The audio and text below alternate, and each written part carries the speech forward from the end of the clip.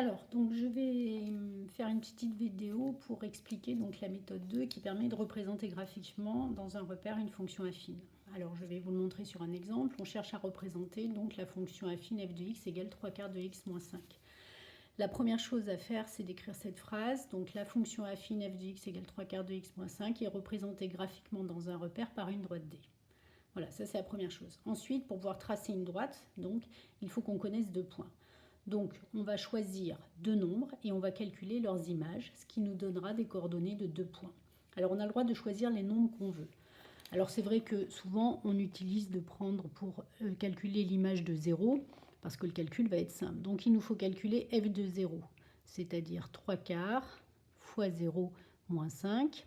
3/4 fois 0, ça fait 0, et donc 0 moins 5, ça fait moins 5.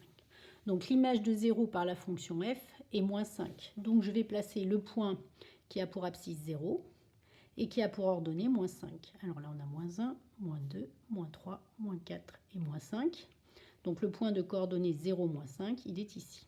Donc on sait que la représentation graphique de notre fonction affine va passer par ce point.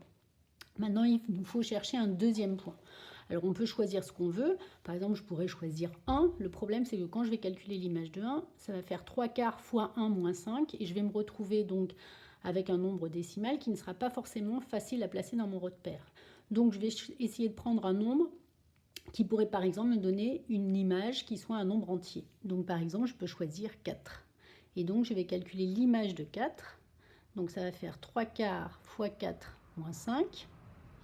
3/4 fois 4, les 4 s'en vont, il me reste 3. Et 3 moins 5, ça fait moins 2. Donc l'image de 4 par la fonction f, c'est moins 2. Donc je vais pouvoir placer le point de coordonnées 4 moins 2.